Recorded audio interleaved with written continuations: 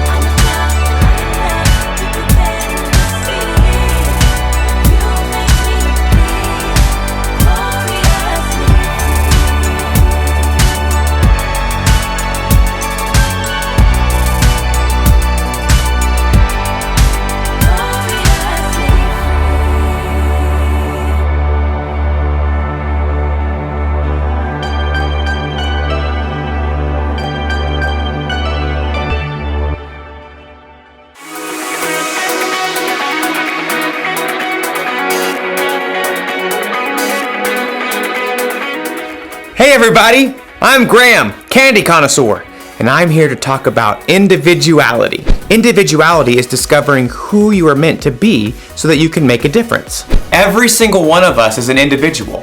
We were all made by God in our own unique ways. When you look at yourself in a mirror, you can see all the work that went into making every little detail. I see you! And it's not just what you look like that makes you an individual. Your whole personality sets you apart from everyone else in the world. You should really look at yourself sometime. Really look at yourself inside and out. Like when I look at myself, I think I'm pretty cool. Like a big bowl of ice cream. And there are things about myself that I like. I love that I'm good at problem solving. I have this ability to understand when something is wrong and immediately think of ideas to fix it. Oh, and I like that I'm funny. Like, have you ever heard of this one? Knock, knock. Oh, right. I need someone in the room for that joke. Anyways, the punchline is, I didn't know you could yodel. Oh, I think I'm funny. Actually, now that I'm really looking, I'm thinking there are some things that I don't like about myself. Like, sometimes I procrastinate. That means when there's something that needs to be done by a certain time, sometimes I wait till the last possible minute to get it done. Oh, and sometimes I have a bad temper. When someone disagrees with me about certain things, I can get really angry really fast. And sometimes, not all the time, but sometimes I can be really selfish. There. A little cool, a little gross, and a lot messy. That's how I can see myself sometimes. Maybe you see yourself that way. Well, after today's story, you might discover that there's a whole new way to see yourself. Yeah, right. Like I'm really gonna eat that. See? I'm funny. The Bible. It's 66 books of history, stories, letters, and poetry that fit together to form God's one big story. The epic adventure of how He created us and loves us so much that He made a way to rescue us. As we travel through the Bible, from Genesis to Revelation, we discover people who met God and found their lives changed forever. Now, for an amazing story. Inspired by the book of Matthew, chapter 9, verses 9 through 13. Everyone in the shore town of Capernaum knew who Matthew was. You may also call me Levi. But few people actually liked him. Well, that's rude. Truth is, Matthew had put himself in an awkward situation. He was Jewish, like his relatives and friends, but he chose to work for the hated Roman government. Just trying to make a living. Matthew was a tax collector for the Romans, and tax collectors were known to lie about the amount of money people owed. 5 gold pieces.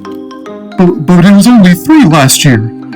5, and not a shekel less. After collecting money, the tax collectors would keep the extra for themselves. Many of them grew rich by robbing the poorest people in their towns. In fact, tax collectors and sinners were considered to be the same thing. Hey, I work hard. But no matter how hard Matthew tried to polish his own image, deep down, he knew how others saw him. He heard their whispers as he crossed to the other side of the street to pass his booth. I do not know how that man sleeps at night. He's the worst, doing the Romans' dirty work. But one day, the crowds of Capernaum were full of different news. Did you hear about Jesus of Nazareth? The rabbi? He's not only a teacher. This morning, he made a lame man walk. That's just talk. My son was there. He saw it with his own eyes. The whole city was ablaze with the story, and even Matthew, who was tucked away in his tax collector's booth, was fascinated. Maybe the man just had a limp or something? Oh no, this Jesus has real power. He cares about people. Well, maybe. Anyhow, you owe 3 gold pieces. 3? How are we supposed to eat for the rest of the season? Take it up with the governor. I'm just doing my job. I bet Jesus would have something to say to you. Next. Within a short time, the market became even more crowded. Jesus! Jesus is coming this way! From his booth, Matthew craned to see. Though he was curious, deep down, he had to admit that no rabbi would have kind words for him. I'm a fool. Even my own people hate me. Suddenly, the crowds parted. Just down the street, Matthew could see a tall man with a rugged face and piercing eyes. A group of common fishermen followed at his heels. It's Jesus. Matthew watched, waiting for the rabbi to pass him by. Instead, Jesus stopped right in front of Matthew's booth. Rabbi? Jesus looked directly at Matthew, reading every single thought in his heart. Nice day? Not too hot. Not too cold. Jesus kept his gaze fixed directly on Matthew's face. Come, follow me. Shocked, Matthew looked around. The crowd has fallen away. Who? Me? Jesus nodded. Matthew gaped. He had no doubt in his mind that Jesus knew every single thing about him, even everything he'd done wrong. But still, Jesus wanted Matthew to join him. Oh, well, yes. Matthew found himself leaping up from his seat and rushing out of his booth to join Jesus on the street. It's, nearly dinner time. Would you like to eat at my house? To Matthew's amazement, Jesus and his followers turned their steps towards Matthew's home. Quickly, Matthew sent out word to everyone he knew. Come to my house for dinner. Matthew, who had expected to eat alone, found himself hosting the most famous rabbi in town for dinner, along with a ragtag group of fishermen, tax collectors, and other outcasts. Jesus doesn't care what I've done. He thinks I can be better, that I'm worthy to follow him. But while Matthew rejoiced to discover his brand new identity, the city's religious leaders were horrified by what Jesus had done. They sidled up to Jesus' disciples. Why does your teacher eat with tax collectors and sinners? You know, that's a great question. Jesus overheard the religious leaders and answered the question himself. Those who are healthy don't need a doctor. Sick people do. I have not come to get those who think they are right with God to follow me. I have come to get sinners to follow me. Preposterous. From then on, Matthew followed Jesus everywhere. With his own eyes, he had seen more of the things that Jesus had done than nearly anyone else. Near the end of his life, he wrote down all the stories he had witnessed and gathered so that others too could know Jesus.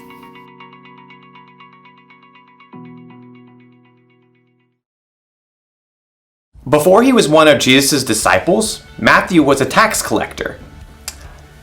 Tax collectors were kind of known for cheating people out of their money. Other people would have called Matthew a sinner, and it would have been true. Matthew, like everyone else in the world, sinned, which means he did things that God wouldn't want him to do. I wonder if Matthew saw himself this way. A little gross, a little messy. He might have felt ashamed, even worthless. But then something happened. He met Jesus. Jesus chose Matthew to follow him, even though Matthew sometimes did things he shouldn't. Even though he was a sinner, Jesus wants you to follow him too. He wants you to know him and trust him. And it doesn't matter what you've done or how you see yourself. When Jesus died on the cross, he took the punishment for your sins. You are forgiven, and he loves you just as you are, mess and all. It's almost like when Jesus looks at you, he sees through the mess. He sees past your mistakes. He sees the individual you that God created. When you believe in and follow Jesus, it can help you see yourself through his eyes. And it's so much better that way. The one thing to remember today is this. Knowing Jesus changes how you see yourself. I definitely like myself a lot better without mayonnaise. Blech. I'll see you next time.